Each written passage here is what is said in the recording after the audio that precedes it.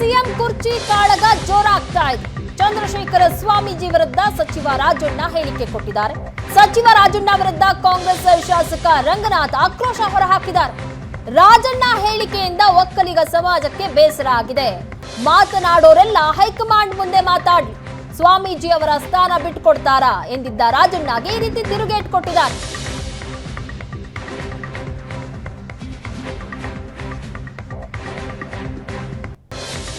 ಸಚಿವ ರಾಜಣ್ಣ ವಿರುದ್ಧ ಕಾಂಗ್ರೆಸ್ ಶಾಸಕ ರಂಗನಾಥ್ ಈ ರೀತಿ ಆಕ್ರೋಶ ಹೊರಹಾಕಿದ್ದಾರೆ.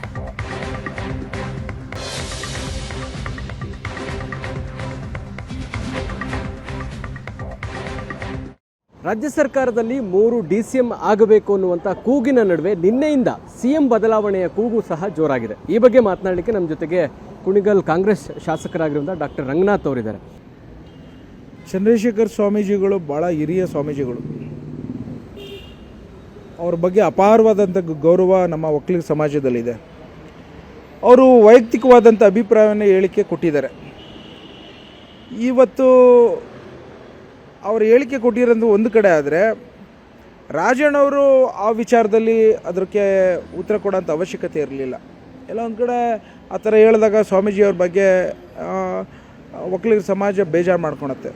ಸೊ ಹಾಗಾಗಿ ಏನೇ ವಿಚಾರಧಾರೆಗಳಿದ್ರೂ ನಮ್ಮ ಮಂತ್ರಿಗಳು ಮತ್ತು DCM ವಿಚಾರಗಳಾಗಲಿ ಅದು ಹೈಕಮಾಂಡಲ್ಲಿ ಇಂಟರ್ನಲ್ ಮ್ಯಾಟ್ರು ಮಾತಾಡ್ಕೋಬೇಕೇ ಹೊರತು ಇದನ್ನು ನಮ್ಮ ಗಮನ ಏನಿದ್ರು ಕ್ಷೇತ್ರದ ಅಭಿವೃದ್ಧಿ ಮತ್ತು ಜನರ ಸಮಸ್ಯೆನ ಪರಿಹಾರ ಕೊಡಲಿಕ್ಕೆ ಆ ದಿಕ್ಕಿನಲ್ಲಿ ಹೋಗಬೇಕು ಅಂತ ನಾನು ಯಾವಾಗಲೂ ನನ್ನ ಅಭಿಮತನ ನಿಮ್ಮ ಹತ್ರ ವ್ಯಕ್ತಪಡಿಸ್ತಾ ಇದ್ದೇನೆ.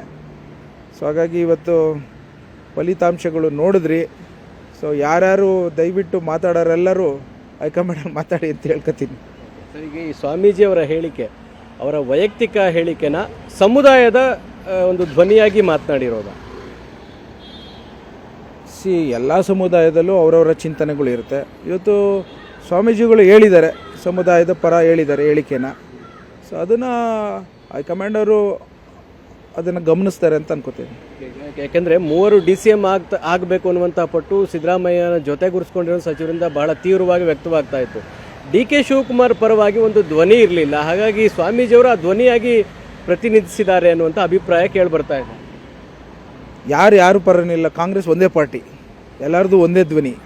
ಎಲ್ಲರಿಗೂ ಸರ್ಕಾರದ ಭದ್ರತೆ ಮತ್ತು ಸೇವೆ ಬಗ್ಗೆ ಚಿಂತನೆ ಇದೆ. ಸೊ ಹಾಗಾಗಿ ಇದ್ರ ಬಗ್ಗೆ ಜಾಸ್ತಿ ಏನು ತಲೆ ಕೆಡಿಸ್ಕೊಳ್ಳೋಂಥ ಅವಶ್ಯಕತೆ ಏನಿಲ್ಲ.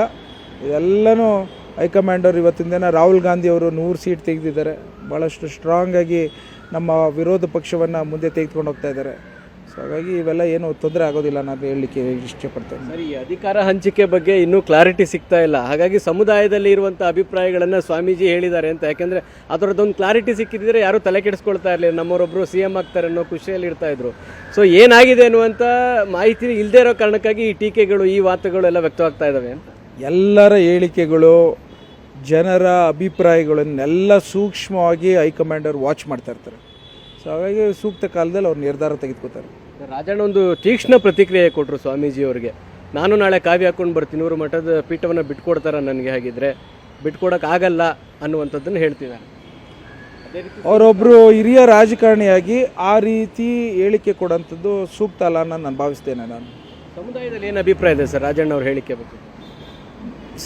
ಯಾರೇ ಸಮುದಾಯದವ್ರಿಗೂ ಈ ಮಾತು ಕೇಳಿದಾಗ ಬೇಸರ ಆಗುತ್ತೆ.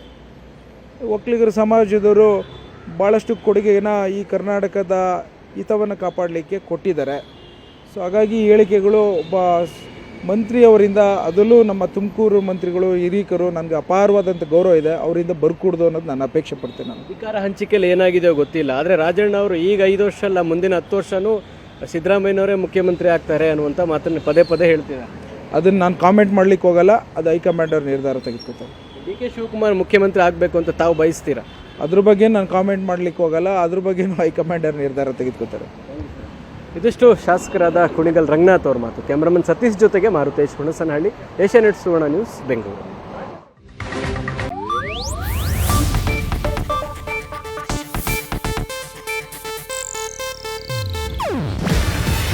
ಇದು ಏಷ್ಯಾನೆಟ್ ನ್ಯೂಸ್ ನೆಟ್ವರ್ಕ್ ಪ್ರಸ್ತುತಿ. ನೀವು ನೋಡ್ತಿದ್ದೀರಾ ಏಷ್ಯಾನೆಟ್ ಸುವರ್ಣ ನ್ಯೂಸ್.